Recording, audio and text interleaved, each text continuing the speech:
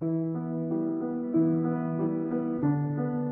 plus grande qualité, c'est que tu rigoles tout le temps et que tu as toujours des expressions de dingue. Tu es pétillante, toujours à partager ta bonne humeur et tu trouves toujours le mot pour rire. Très sociable, elle sait se faire rapidement des amis partout. Tu es charismatique, donc tu inspires la confiance et le respect.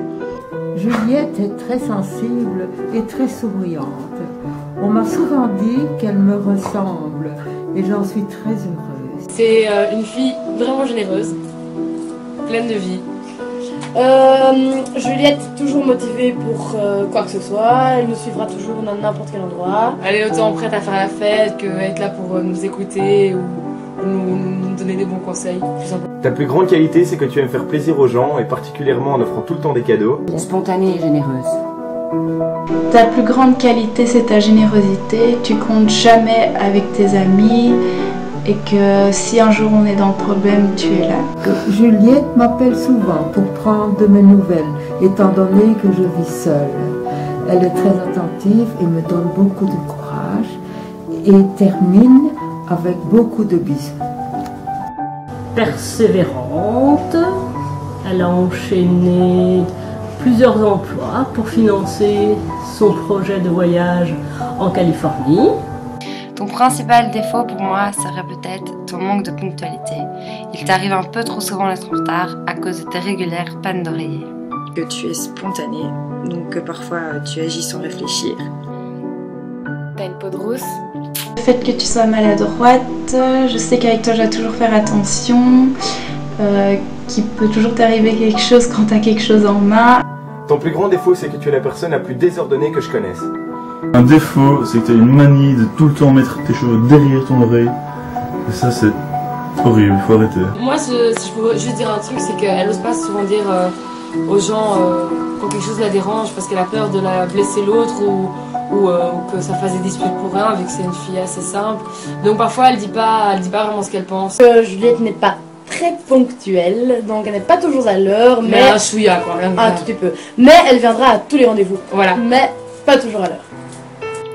Si tu étais un légume, pour moi tu serais le radis. C'est un fruit rafraîchissant qui donne envie grâce à sa couleur pétillante. Si je devais t'assimiler à un légume, je dirais un piment, parce que tu es pleine d'énergie. Si Juliette devait être un objet, Juliette serait un verre.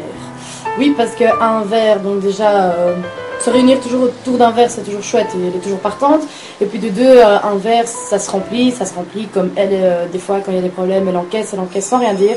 Mais il y a des limites, donc dès que ça dépasse, enfin, voilà. Et c'est autant un verre de jus d'orange pour simplement discuter entre amis un après-midi, ou même un thé, si vous voulez, qu'autant un verre d'alcool, voilà, tout simplement. Si t'étais un objet, tu serais un iPod parce que tu chantes tout le temps.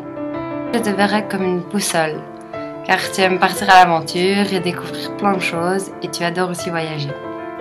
Si tu étais un coin du monde, tu serais l'Amérique du Sud, car tu aimes la chaleur et que tu aimes la simplicité des choses.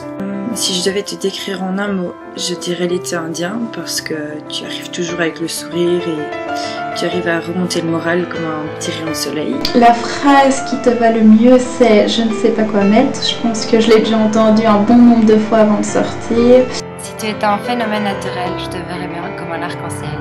Car malgré la pluie qui masque le soleil, comme toi, un arc-en-ciel amène de la gaieté. Si tu étais une boisson, tu serais la vodka. Je pense que ça anime pas mal de soirées qu'on passe ensemble. L'animal qu'on a trouvé pour Juliette, ça n'a rien à voir avec le physique, mais c'est un bébé chien. Parce qu'on trouve que c'est tout petit, elle est toujours toute mignonne, toute, je sais pas... Elle est toujours câline. Câline, ouais, elle est toujours parée à jouer, à faire la fête. Voilà, c'est ça.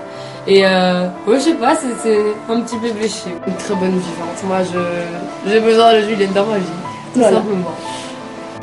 Pour terminer, je dirais que petite chenille est devenue papillon.